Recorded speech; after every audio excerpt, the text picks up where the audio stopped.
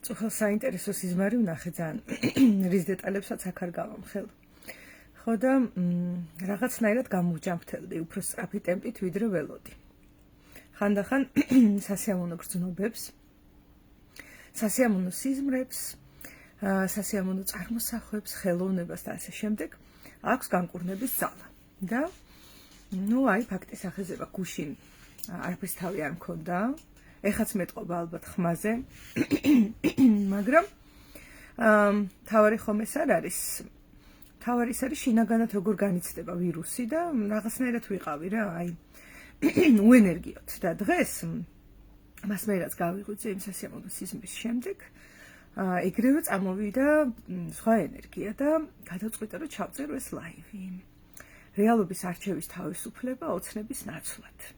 და როგორც უკვე ვთქვი, ნახეთ, სიზმარიც ერთგვარი ოცნების ფორმაა, ხო? სიზმარი ჩვენ ვიცით ფროიდიდან და ნებისმიერ სხვა ფსიქოთერაპიული თუ ფსიქოლოგიური სკოლიდან, რომ სიზმარი ეს არის ადამიანის ალტერნატიული რეალობა, მისი საკუთარი, სადაც ის ხანდახან სურვილებს იკმაყოფილებს, ხანდახან ვერ იკმაყოფილებს და კოშმარებს ნახულობს, ხანდახან ფანტაზია აქვს გახსნილი და ასე შემდეგ. რაც კარგია, ჯანმრთელია ძალიან სიზმრის ნახვაც, ფანტაზიის უნარიც, ოცნების უნარიც, ეს ყველაფერი ძალიან ჯანმრთელი და კარგია. უბრალოდ ამ ყველაფერს სიზმრის გარდა, იმიტომ რომ სიზმარი მაინც ძილის მდგომარეობაა და დანარჩენი სიფხიზლეში ოცნებებს, სიფხიზლეში ფანტაზირებას და ასე შემდეგ, როგორც ყველაფერს აქვს მეორე მხარე. რა თქმა უნდა, ეხლა ადამიანი, რომელსაც ფანტაზიის უნარი დაკეტილი აქვს, დათრგუნულია და ღირს რომ იმუშაოს და გახსნას თავის თავში, და ყველას აქვს არაჩვეულებრივი ფანტაზიის, წარმოსახვის, კრეატივის უნარები თანდაყოლილი. თუმცა ხდება ხოლმე მათი დათრგუნვა. და არსებობს მეორე უკიდურესობა, როგორც ყველაფერში, სადაც რა ხდება. და ამას ალბათ თითოეული ჩვენგანი გამოსდის გარკვეული დოზით. რომ როდესაც რეალობა არის უსიამოვნო, ისეთი არ არის, როგორიც ენდომებოდა ინდივიდს. ანუ ინდივიდსა და მის რეალობას შორის არის დიდი განხეთქილება და დიდი კონფლიქტი. მაშინ ეს ინდივიდი შესაძლოა დადგეს ასეთ მდგომარეობაში, რომ დაიწყოს დიდი დოზით ოცნება, წარმოსახვების გაკეთება, ლამაზი სამყაროების შექმნა. ეს ახლა ბავშვობაში თუ ძიმე გარემოა, გარდაუვალია, ბავშვები ამას მიმართავენ, აკეთებენ და ასე იცავენ თავს. თუ გსმენიათ საერთოდ ფსიქოლოგიაში არის ცნობილი, რომ ადამიანებს გვაქვს დაცვის მექანიზმები და დაცვის მექანიზმი კარგია. პრობლემა არის, როდესაც გაუცნობიერებლად მისი დოზა იმდენად მაღალია, რომ თავს ესხმის ინდივიდს ისევ გაუცნობიერებლად და მის ცხოვრებას კეტავს. ეს არის დაცვის მექანიზმთან პრობლემა, თორემ თვითონ დაცვის მექანიზმი ძალიან საჭირო მოვლენა არის, აუცილებელიც კი არის და მის გარეშე არ ვარგა ყოფნა, ვინაიდან ზიანი მოგვადგება, ხო? და ის ცნობიერადაც შეგიძლია აირჩიო დაცვის მექანიზმი, იცი, და დაიცვა თავი. ოღონდ ამ შემთხვევაში, როდესაც ცნობიერია, ამ შემთხვევაში შენ ხელშია დოზა. ასევე არის ზუსტად ოცნება. ოცნება ერთ-ერთი დაცვის მექანიზმის სპექტრის მდგომარეობა არის.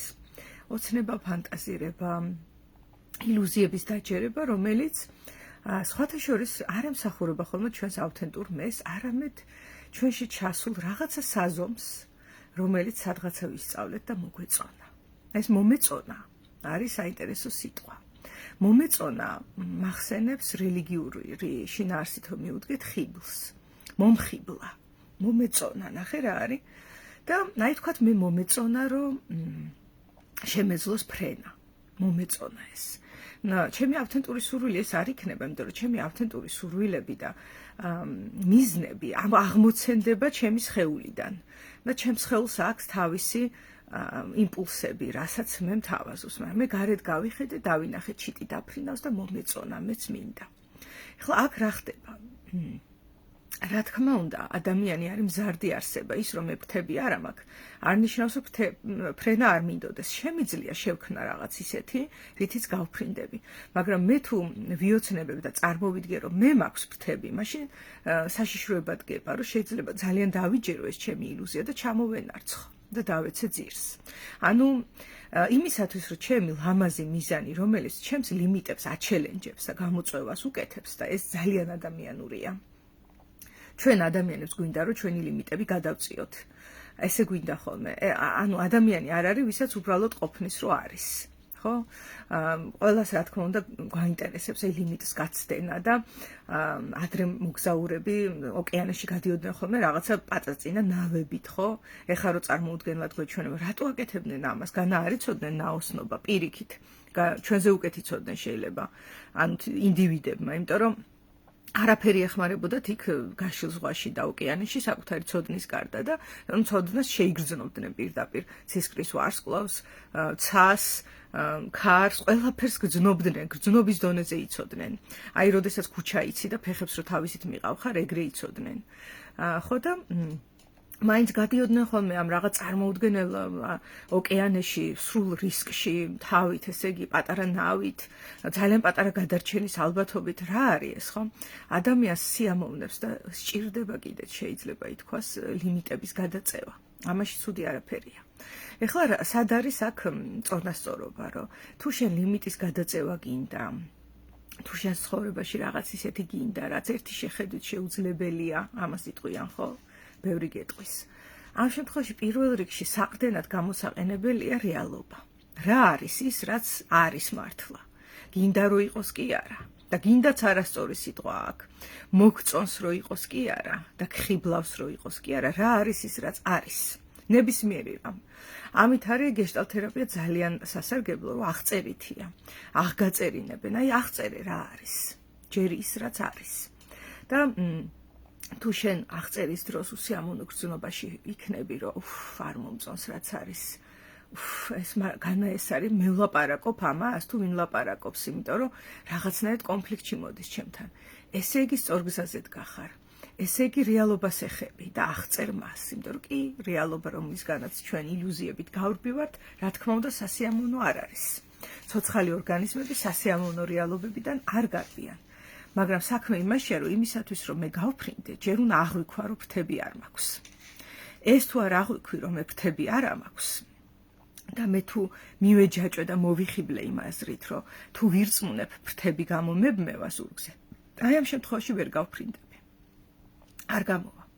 მაგრამ თუ მე აღვიქვა, რომ ზურგზე ფრთები არ მაქვს და ვერ მექნება, რანაირადაც არ გავსკდე, გინდა სურვილით, გინდა ოცნებით, გინდა რწმენით და რითიც გინდა და ილუზიებით, ხო? მაგ შემთხვევაში შემიძლია დავჭდე და მოვიფიქრო თვითფრინავი, მოვიფიქრო პარაპლანი, მოვიფიქრო 1000 რამ, ჰაერბურთი და ასე შემდეგ. რითიც მართლა ავფრინდები. იმიტომ რომ საყრდენად გამოვიყენე რეალობა, რომ მე ფრთები არ მაქვს. ესეთივე არის ძალიან ბევრი ფსიქიკური მდგომარეობა. აი მაგალითად არის ხოლმე რომ ადამიანები თქვათ რაღაცა სიტუაციებს და რაღაცა გამოცდილებებს საკუთარ ცხოვრებაში უარყოფენ, რომ ეს არ მომხდარა, ესე არ ყოფილა. აი მაგალითად ვიღაცა უღირსმა ადამიანმა გული ატკინა მეორეს და წავიდა მისი ცხოვრებიდან ასე გულისკენის გზით, ხო? და შეიძლება ეს ადამიანი, ვინაიდან მისი გონება გახსნილია, ხედავს, რომ არ არის ის წამსვლელი ადამიანი და ის გულისკენელი ადამიანი იმის ღირსი, რომ ამას გული ეტკინოს. არ არის სამართლიანი, რომ გული ეტკინოს და შეიძლება შეეცადოს, რომ ვითომ და არ ეტკინა. და ეს მერე მოსაწონია, ხო? რა თქმა უნდა, მაგარია და მომხიბლავია, რომ ვიღაცა ნაძირალა სადღაცა რომ წავიდა და გული გატკინა, ამაზე შენ გული არ გეტკინა. ძალიან ლამაზია ამის დანახვა. რა თქმა უნდა, არ არის გულსატკენი, არ არის ღირსი, თუ გული არ გეტკინება, ეს ძალიან ესეთი მომხიბლავი მდგომარეობა იქნება და ასე შემდეგ. და ეს რო ტვინით იციან ხოლმე ადამიანებმა და რაციონალური აზროვნებით ცდილობენ, რომ რაღაცნაირად გადაიყვანონ ეს ირაციონალურ მხარეს, ემოციურ მხარეს და არ იგრძნონ არაფერი და ზუსტად ეს არის ხოლმე უარყოფა. ნახეთ როგორ მოდის უარყოფა, მე მხიბლავს რაღაც. არ მომწონს ის, რაც არის რეალობაში, ლოგიკურად ჩემი გონებით ვხედავ რა არის პრობლემა და რა ჯობია რომ იყოს და ვცდები გადავხტე პირდაპირ იქ, სადაც ჯობია ყოფნა და სადაც მოსაწონია ყოფნა. მაგრამ სამწუხაროდ მეც არ მომწონს რომ ესეა, არც მე მხიბლავს რომ რაღაცები არც ისე სამართლიანად არის დალაგებული, მაგრამ მეორე მხრივ ძალიან ფიზიკის კანონებით არის დალაგებული და ჩვენ გვაქვს ძალა რომ ერთმანეთს გული ვატკინოთ, შევაწუხოთ, დისკომფორტი მივანიჭოთ, დავაფრუსტრიროთ, ნეგატიურად ვაგრძნობინოთ თავი, გვაქვს ამისი ზემოქმედების უნარი ერთმანეთზე. მეტი ან ნაკლები წინასწარ მაგის დაგეგმვა ძნელია, არის ხალხი, ვისაც მეტი მედეგობა აქვს, ვისაც ნაკლები მედეგობა აქვს, მრავალფეროვანია, მაგრამ სულ ელემენტარულად შეწუხების უნარი, სულ მინიმუმ აბსოლუტურად ყველაზე გვაქვს. ჩვენ შეგვიძლია დავარღვიოთ ერთმანეთის პიროვნული საზღვრები და შევაწუხოთ ერთმანეთი, სულ მინიმუმ. აი რაც არ უნდა ბუდა იყოს რა, ის ბუდა როზის იქა და ესე როზის და შერწყმული როა სამყაროს მივალ ერთი და წაუკიდებ ცეცხლს და ვნახოთ ერთი როგორ არ შეწუხდება რა. სულ მინიმუმ 2 წამით მაინც გამოვიყვან იქიდან, ხო ბუდაც რო იყოს. ამიტომაც ჩვენ კი გვაქვს ძალა ერთმანეთზე და როდესაც ვიღაცა ნაძირალა დაუმსახურებლად არასამართლიანად გულს გვტკენს და ან გვაბრაზებს, ან გვირღვევს ჩვენ საზღვრებს, ან ტყუილ დაპირებებს იძლევა და მერე გადაგვაგდებს და რა ვიცი 1000 რამეს აკეთებენ ადამიანები, ხო? რა თქმა უნდა, მომხიბლავი იქნებოდა, რომ ჩვენ ვირისგან წიხლი არ გვეწყინოს, ძალიან მომხიბლავი იქნებოდა ეს, მაგრამ ასე არ მუშაობს. სამწუხაროდ არ მუშაობს ასე. ვირისგან წიხლი არ გეწყინება, როდესაც ხედავ რომ ვირია. ტკივილით მაინც გეტკინება. ვერსაც წახვალ, თუ ჩაგარტყა წიხლი გეტკინება, უკვე მოგხვდა წიხლი და გეტკინა. ოღონდ მერე შენ თუ წარმოიდგენ რომ ეს ვირი კეთილი და კარგი ადამიანი იყო პირობითად, მაშინ 10 მაგათ შეიძლება გეტკინოს. ნახე, დავამატე ჩემი წარმოსახვა. მაგრამ თუ შენ წარმოიდგენ რომ ვირია და დაინახავ რომ ვირია, იმიტომ რომ მართლა ვირია, მაგ შემთხვევაში ფიზიკური ტკივილით გამოხვალ, მაგრამ ტკივილს ვერ გაექცევი, წიხლი მოგხვდა. ეს არის რეალობა. ამიტომაც რა არის ახლა აქ მნიშვნელოვანი, რომ რეალობა არის ჩვენი საყრდენი, როგორც გრავიტაცია. რა თქმა უნდა, რეალობაში ადამიანს რომ მოსწონდეს და მოხიბლული იყოს რეალობით, არც ხელოვნება გვექნებოდა, არც მუსიკა გვექნებოდა, არც წერა და ცეკვა არ იარსებებდა, ალბათ რიტუალები არ იარსებებდა. წარმოსახვითი სამყაროები არ იარსებებდა, რაღაც ისეთი თამაშები, როგორიც არის, არ ვიცი, მაგიურობის წარმოდგენა, ასტროლოგია, როგორ გითხრა, 1000-ნაირი რამ არსებობს, რითიც ადამიანი ფანტაზიის სფეროში გადის. და თვითონ თანდაყოლილი უნარი ამ ფანტაზირებისა არის სიზმარი, ხო? ანუ საჭიროა ეს. ჩვენ არ ვართ ის არსებები, რომლებიც 100%-ით მუდამ რეალობაში უნდა ვიყოთ თავით გაჩხერილი, თუ არ ვიცი რა დავარქვა, კი? ვინაიდან ჩვენ როგორც უკვე ვთქვი, გვაქვს ლიმიტი, რომლის გადაწევასაც მუდმივად ცდილობს ადამიანი. რა ვქნა, ფაქტია, რომ ასეა. ძაღლს არ მოუნდება მაგალითად, რომ ნიანგი იყოს ან ჩიტი იყოს. შეიძლება უნდა კიდეც, არ ვიცით ეს. ძაღლი ვერ გამოხატავს რა სურს, მაგრამ იმდენად არ სურს ხოლმე ის, რომ ნიანგი იყოს ან ჩიტი იყოს, რომ წყალში ჩახტეს, ხეზე ავიდეს და ფრენას ცადოს. ეს ძაღლის ფსიქიკაში ეს არ მოვა. კარგი ლიმიტი აქვს ისეთი მყარი, რომელსაც მისი სახეობა დიდად არ ცდილობს, რომ შეცვალოს. და ადამიანს აქვს ლიმიტის გადაწევის, ღმერთობის სურვილი, ხო? ეს პირდაპირ ეგ არის, რაც დავიბადე და ვარ, იმაზე მეტი მინდა გავხდე. ძალიან ადამიანურია ეს, ხო და? კი ბატონო, ეს აბსოლუტურად მესმის, ჯანსაღიც არის ეს ჩემი გადასახედიდან. ოღონდ პირველ რიგში იმისათვის რამე ესეთი დადგეს, ესეთი ცვლილება მოვიდეს, კარგად არის აღსაქმელი ჯერ ის არ მოსაწონი რეალობა, რაც არის აქ და ამჟამად. მისი გადაკეთება არ მოხერხდება.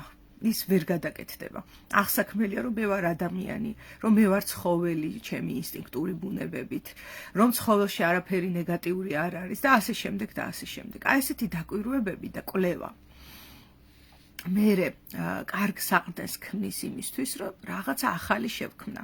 ოღონდ ეს ახალი ის კი არ იქნება, რომ მაგალითად აი კოსმოსში ხო არის წესრიგი და უცებ ვარდისფერი სპილო გამოჩნდა, რომელიც ბუშტებს უშვებს იქ.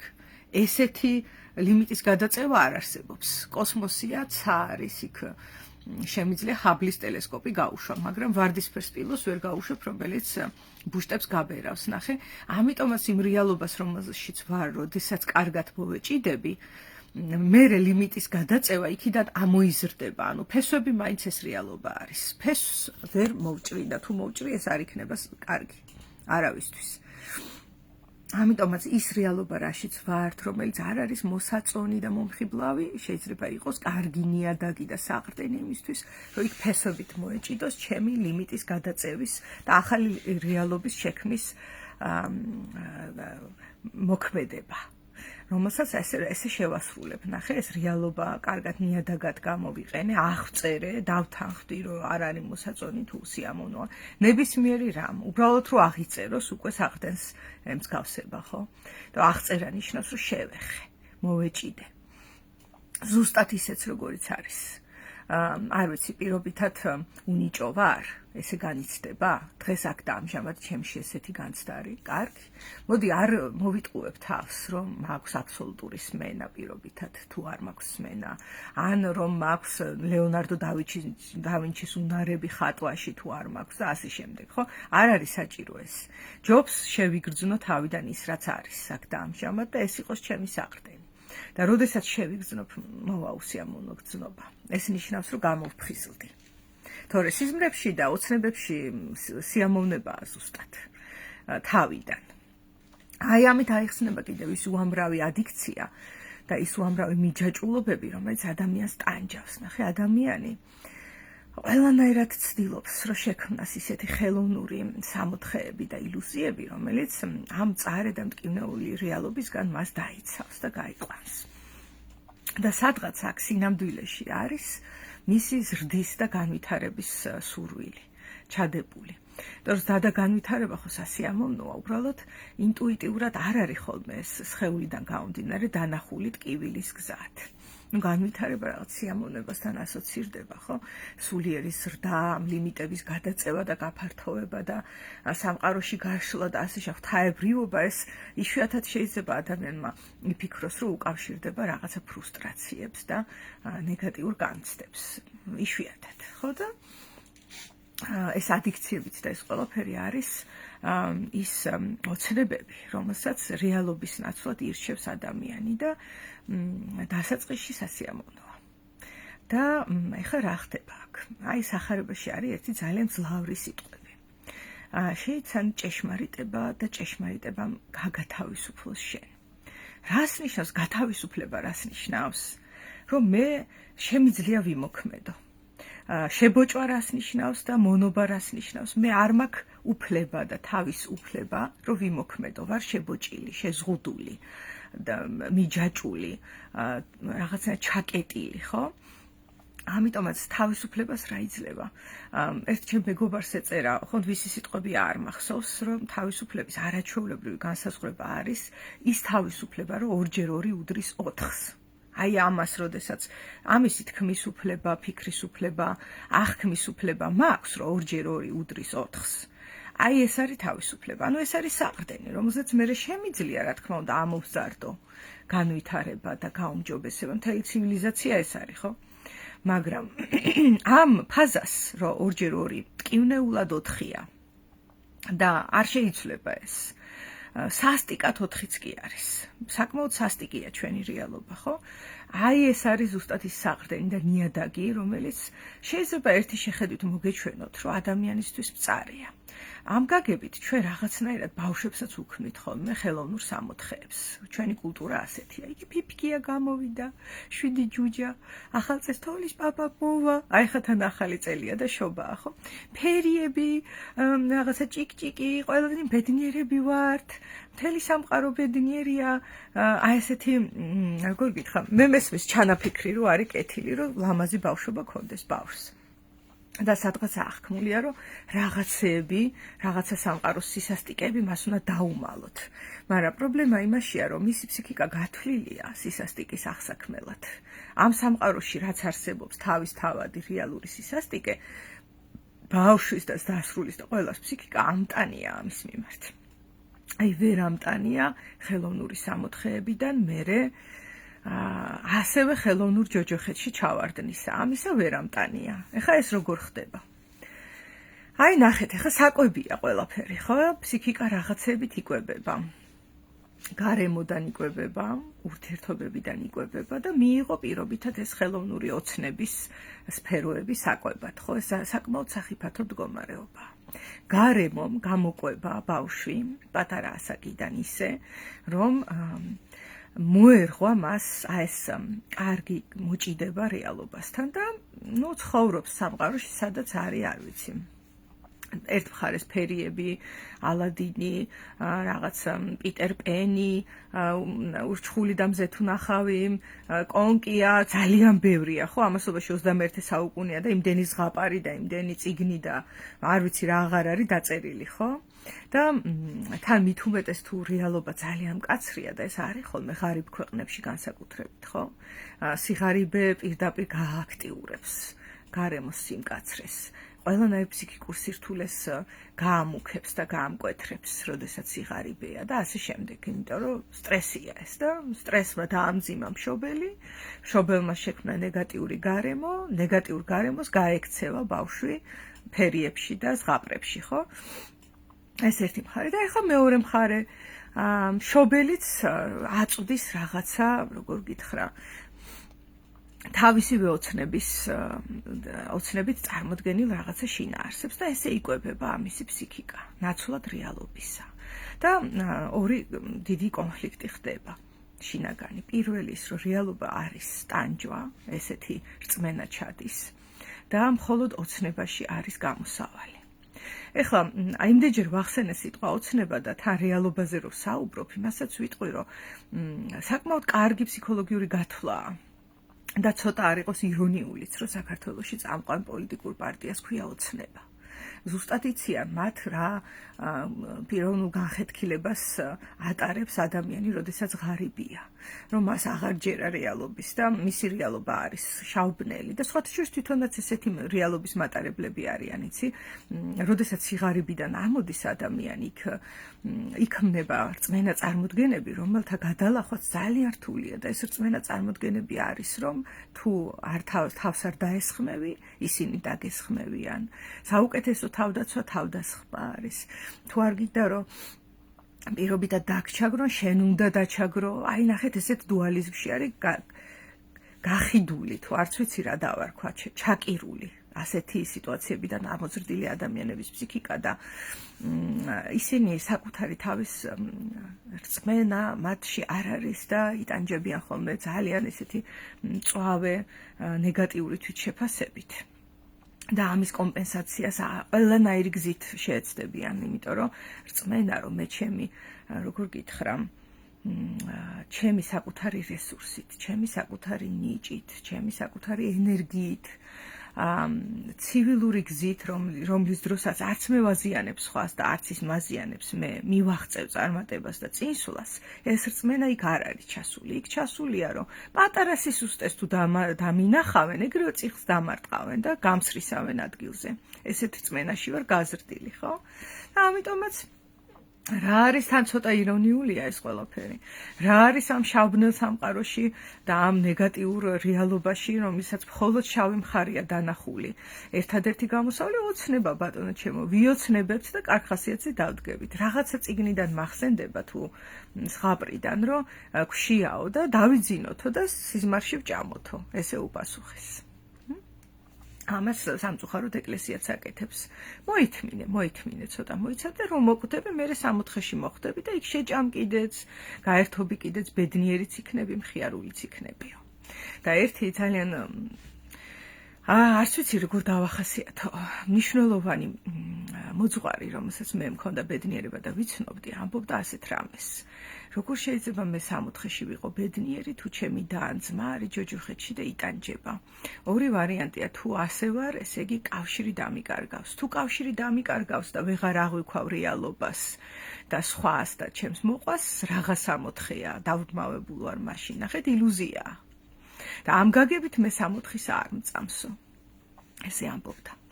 ხო და საინტერესოა, ხო, ანუ როდესაც ილუზია დგება და სულ მხოლოდ სიამოვნების ვარდისფერი ღრუბელი მოდის, უკვე გასაგებია, რომ რეალობა დაიკარგა. რეალობა ყოველთვის შეიცავს ორ მხარეს, ინს და იანს.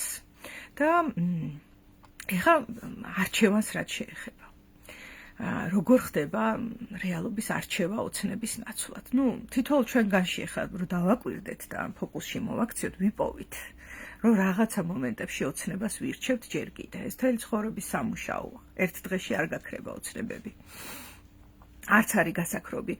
მოსაძებნი არის ოცნებები არა, მიზნები, რომლებიც პასუხობს ჩვენს ოცნებებსაც და პასუხობს ჩვენს რეალობასაც. ესეთი მიზნები, რომელიც ჩვენს ოცნებას და რეალობას ერთად შეიცავს. ესეთი წონასწორობის პოვნა არის შესაძლებელი. ეს არის ოპტიმალური. ახლა როგორ შეიძლება რეალობის არჩევა? როგორც უკვე ვთქვი, გეშტალტ თერაპიაში არის ორი გასაღები, რითაც ხდება ადამიანის ნიადაგთან დაბრუნება. ეს არის ყველა შინაარსი, რომელიც პასუხობს კითხვებს რა და როგორ და არა კითხვას რატომ. კითხვა რატომ გეშტალტ თერაპიაში არ გამოიყენება ბევრი მიზეზით, მაგას მე ცალკე ლაივს მიუძღვნი. რა ხდება და როგორ ხდება და აქ უნდა გამოვიჩინოთ ძალიან მეცნიერული მიდგომა და უბრალოდ აღწეროთ რა ხდება და როგორ ხდება. მე ადრე მეგონა, რომ ფიზიკოსები და ქიმიკოსები იყვნენ ზეინტელექტუალი და ანალიტიკოსი ხალხი, რომელიც ანალიზს ატარებენ და ალგებრულად ითვლიან რაღაცებს და ასე შემდეგ. და მე მივხვდი, რომ ანალიტიკოსი ხალხი არის მათემატიკოსები. ალგებრა, არ ვიცი, უმაღლესი მათემატიკა, კალკულუსი. ეს ხალხი არის ნამდვილად ლოგიკური და ინტელექტუალური იმ გაგებით, რომ აწარმოებენ გამუდმებით ლოგიკურ და ანალიტიკურ ფიქრებს, ხო? და ესეთ ანალიზებს აკეთებენ და ფიზიკოსები არ არიან ეს ხალხი. ფიზიკოსები არის ხალხი, რომელიც აკვირდება, რა მოხდა და როგორ მოხდა. რის გამო მოხდა ეს, როგორც მოხდა. ეს რო ესე მოხდა, იქით რა მოხდა და პირდაპირ აკვირდებიან მიკროსკოპით, ტელესკოპით, შევიარაღებელი თვალით. მხოლოდ მიმდინარეობს დაკვირვება და აღწერა. სხვა არაფერი ფიზიკაში არ არის. ერთადერთი ალბათ რაშიც იყენებენ ლოგიკას და ანალიტიკას არის, რომ რას დააკვირდე, როდის დააკვირდე, როგორ დააკვირდე. ესეც ისევ დაკვირვებებია. რისთვის აკეთებენ ამას? ფიზიკა ცდილობს, რომ რეალობა კარგად აირჩიოს ოცნებების ნაცვლად.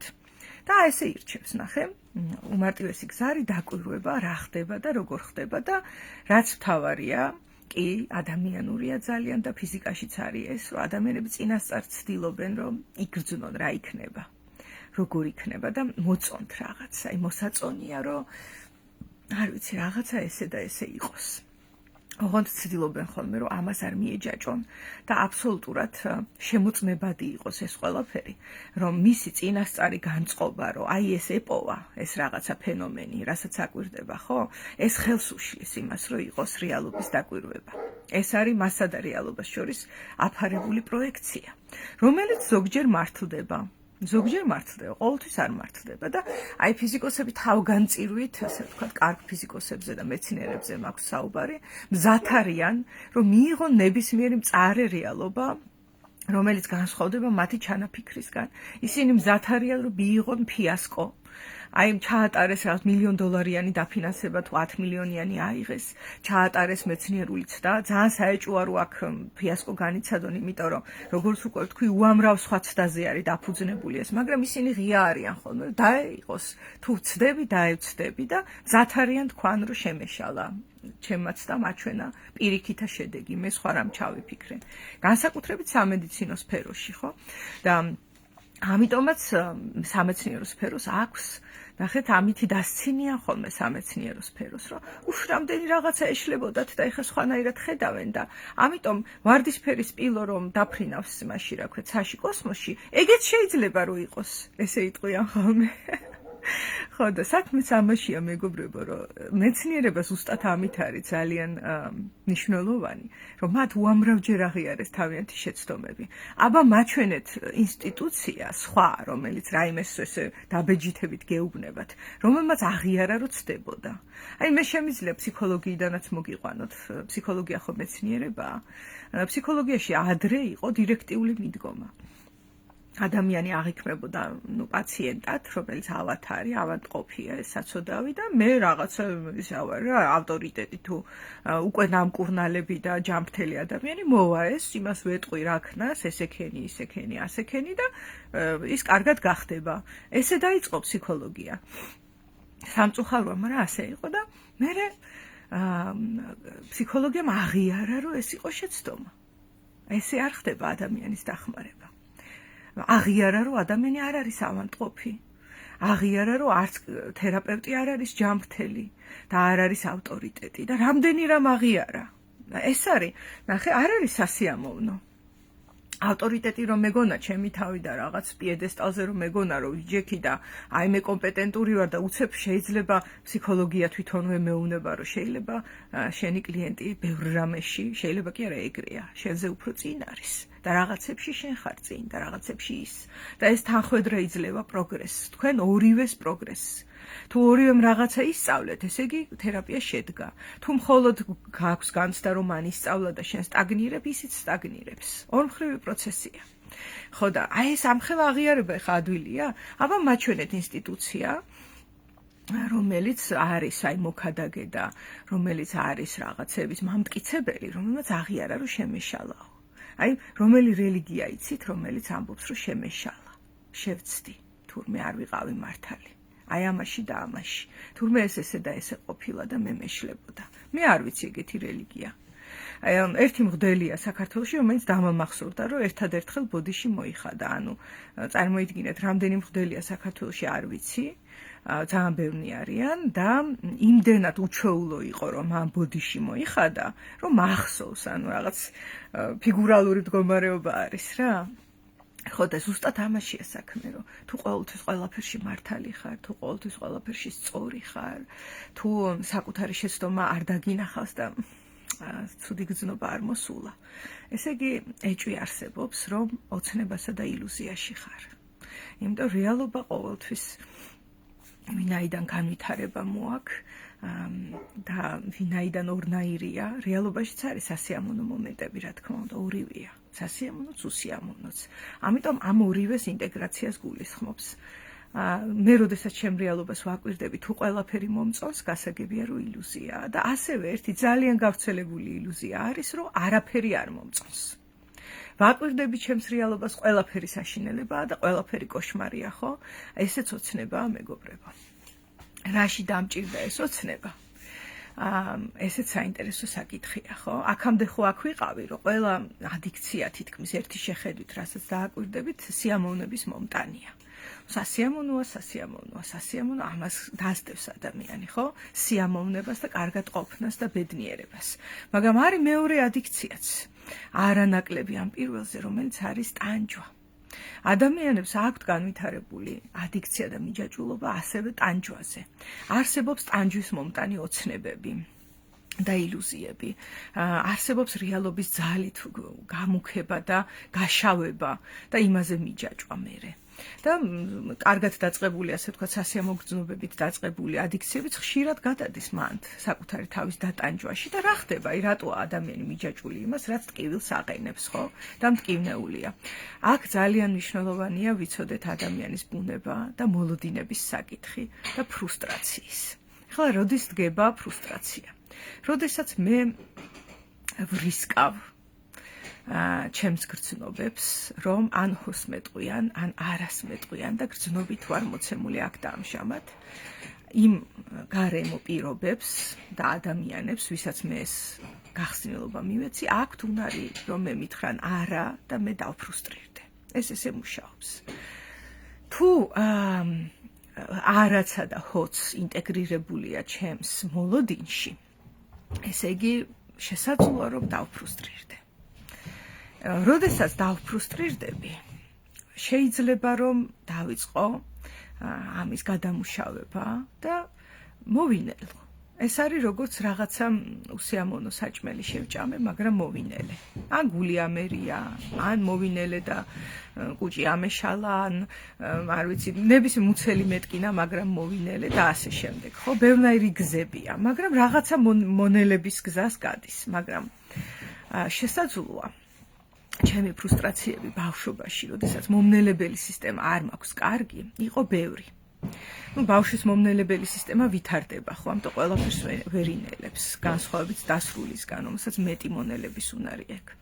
თუმცა მარტო მაინც ყველა ვერ მოინელებს ყველაფერს, ერთმანეთი გვჭირდება მონელების დროსაც. მაგრამ აი წარმოვიდგინოთ, რომ ბავშვი ძალიან ბევრჯერ დაფრუსტრირდა, ხო? ერთხელ, ორჯერ, 10ჯერ, 20ჯერ, მისი ცხოვრება არის ფრუსტრაციების ჯაჭვი და ვეღარ მოინელა, ჩაგროვდა ეს ყველაფერი, დაიცვა ფსიქიკამ თავი და რითი შეიძლება ეხა დაიცვას. თუმე ვიოცნებებ და წარმოვიდგენ, რომ ეს ცხოვრება ტანჯვაა, ყველაფერი შავია, რეალობა ყოველთვის ნეგატიურია. კარგი ამაში არაფერი არ არის. ერთი კარგი დაცვა რაც მიყენია ამ შემთხვევაში არის რომ მაქვს ნეგატიური მოლოდინი. ამიტომაც ვეღარ დავფრუსტრირდები. ნახეთ, ფრუსტრაცია მე მომდის, როდესაც კარგსაც ველი. კარგსაც ველი, ცუდსაც ველი. ორივეს ველი. არ ვიცი რა იქნება.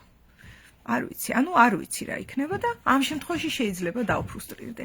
მაგრამ მე თუ ცუდს ველი, მაინც არას მეტყვიან, მაინც ცუდად მომექცევიან, მაინც ბოლოს ყველაფერი ცუდად იქნება.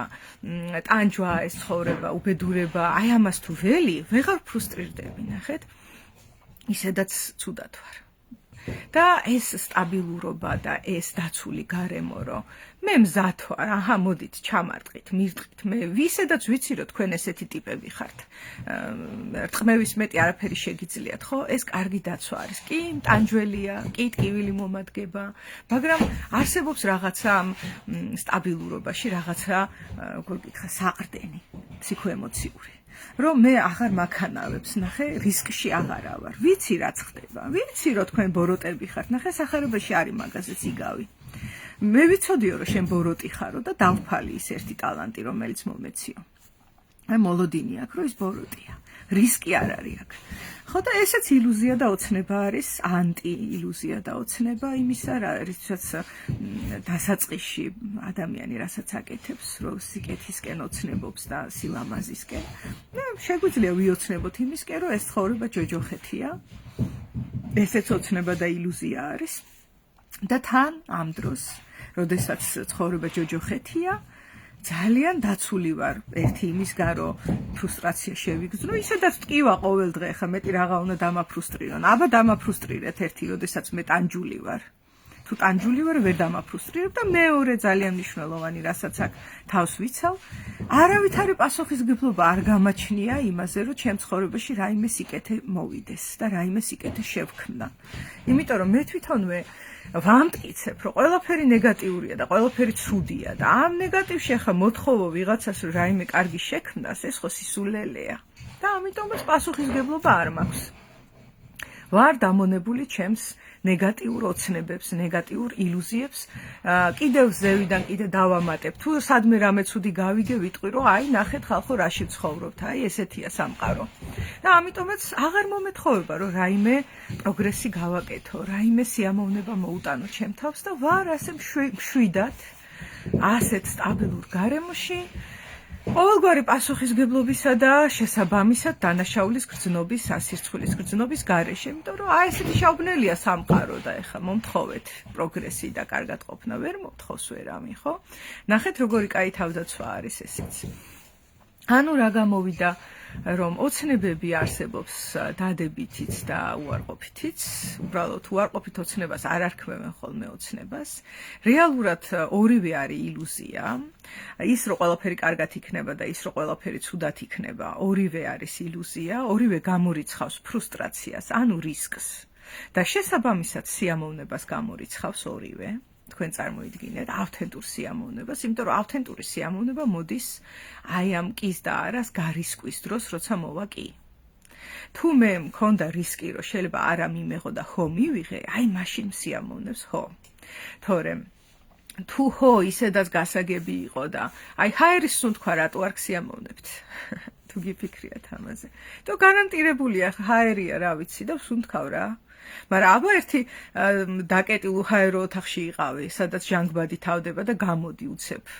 არ ვიცი, მაშინ აბასთუმნის ჰაერში და რო ჩაისუნთქავ რა იქნება, იცი? ამაშია საქმე. ანუ მთელი ოსტატობა აქ არის იმაში, რომ კიდე არა, როდესაც არის ინტეგრირებული. მანანა, გამარჯობა. იცი რა, შენზე ვლაპარაკობ? ეგ შემიძლია ესე გითხრა, ჩემზე ვლაპარაკობ და სადღაცა სიღრმეებში, როგორც გაბორმატემ მიპასუხა ამ კითხვაზე, ჩვენ ყველა ერთნაირები ვართ. ძალიან დიდ სიღრმეში და ავთენტობაში ერთნი ვართ ყველა. თუ კი ალბათ შენზეც ვლაპარაკობ. ხო. ამიტომაც გისურვებთ აი ბავშვივით, როგორც ბავშვს აქ ეს უნარი და ეს ბავშვი ჩვენში ცოცხალია, აქ არის აქ და ამჟამად ის მოცემულია შიგნით. სულ ახლოს, არც ისე შორს, რომ როდესაც რაღაც სურვილი გაჩნდება, აი რა რეალობას როგორ ვეჯაჭვებით თუ რეალობას როგორ ვუბრუნდებით უფრო სწორად, მინდა რაღაც, ხო? მოდი გავჩერდები აქ და არ დავიწყებ გამოვა თუ არ გამოვა. არც ერთს მინდა მორჩა საკმარისია თავის თავში. ცადო საკმარისია თავის თავში. მოვა არა, მოდი მივცემ ჩემ თავისუფლებას, რომ დავფრუსტრირდე და მეტკინოს და დავიწყებ მე ამის მონელებას. და არა იმას, რომ მე წინასწარ ეხლა ისე განვეწყობი და ისე მოვემზადები, რომ არც არაფერი მეტკინოს, არც არაფერი გამიხარდეს შესაბამისად. ოღონდ ეს არ ცნობიერდება ხოლმე. არაფერი მეტკინოს, იმიტომ რომ თუ ყველაფერი მტკივნეულია ისედაც ამ ცხოვრებაში და საშინელია, ხო? რა უნდა გამიკვირდეს, არც არაფერი აღარ დამაფრუსტრირებს. ნახე, ნეგატიური მოლოდინი. და დადებით მოლოდინზე კიდევ რა არის ხა ადიქციის საფუძველი? მე ზუსტად ვიცი თუ ადიქცია მაქვს, რომ დავლევ კარგად ვიგრძნობ თავს. ნახე მოლოდინი.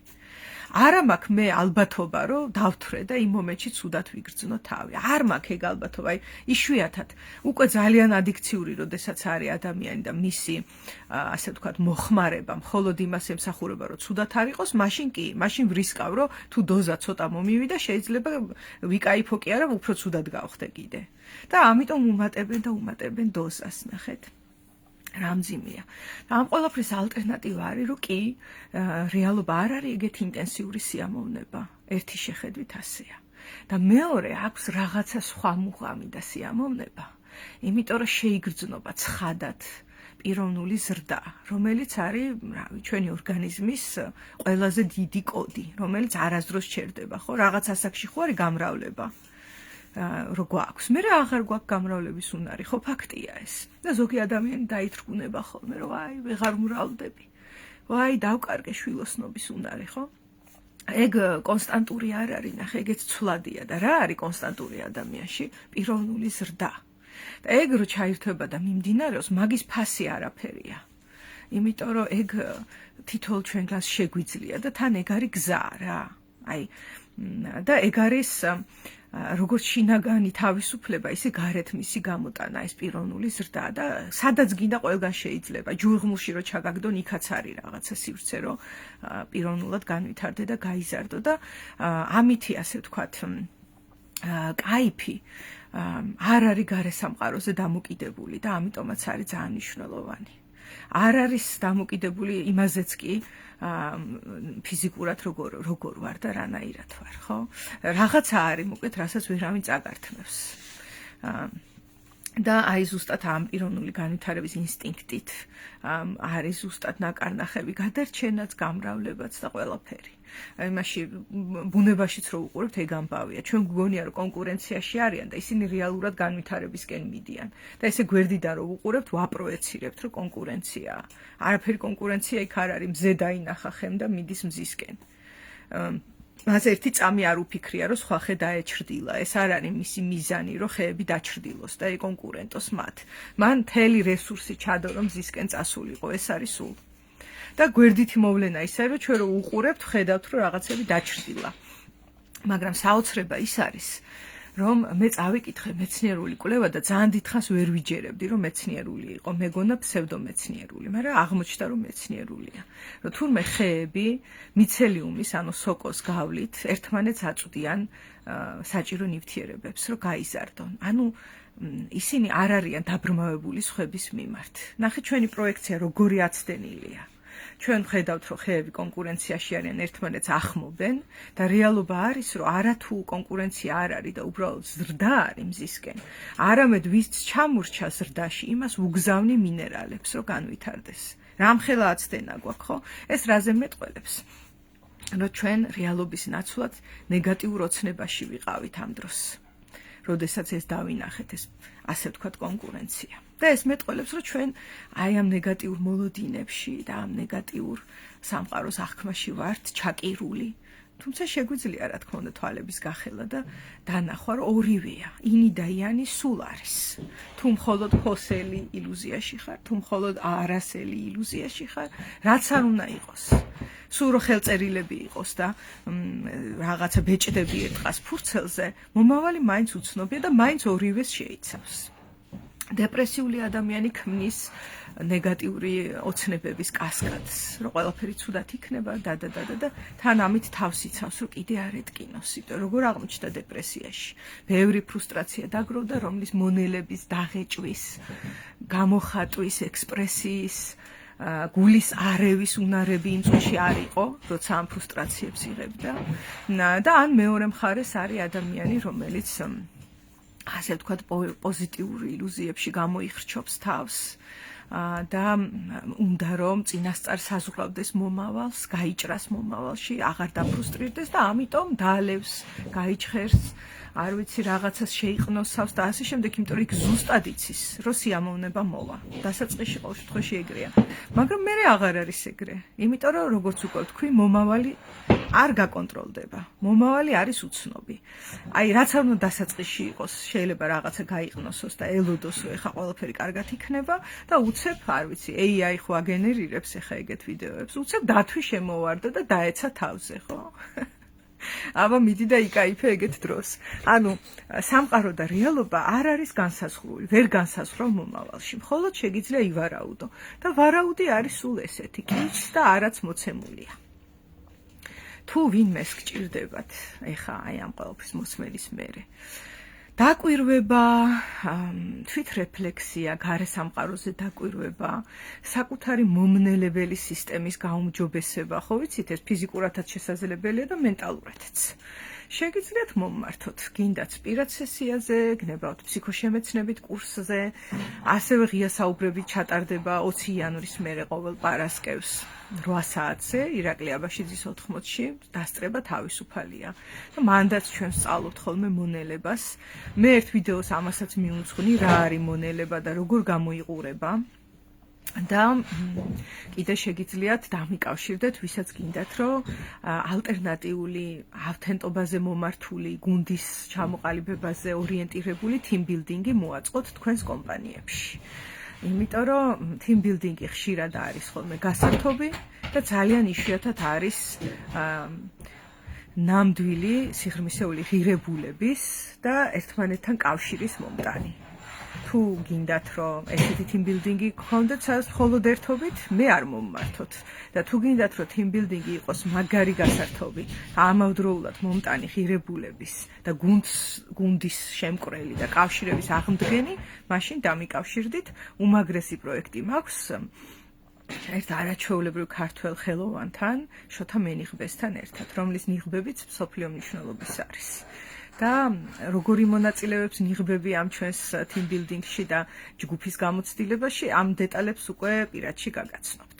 აბა ლამაზ დღეს გისურვებთ, სადაც შესაძლოა ისიც, რომ დღე არ იყოს ლამაზი და ამისგან ფრუსტრაცია მოგადგეთ და ეს არ აუშავს. აბსოლუტურად ყველას, ვინც ახლა მისმენთ და მომისმენთ ოდესმე ან არ მისმენთ, გაქვთ თქვენი უნიკალური, ძალიან სანდო მომნელებელი სისტემა, რომელიც ფაქტია რომ მუშაობს და მისი კიდე გაუმჯობესებისთვის თუ გსურთ, გინდა მე დამიკავშირდით და გინდა ძალიან ბევრი სხვა გეშტალტ თერაპევტი, ფსიქოანალიტიკოსი, აი სხვა მასალა მოიძებნება დღეს, მოკლედ, სადაც შეიძლება რომ ადამიანმა თავისი ფსიქიკური მომნელებელი სისტემა დახვეწოს და დაუკავშირდით.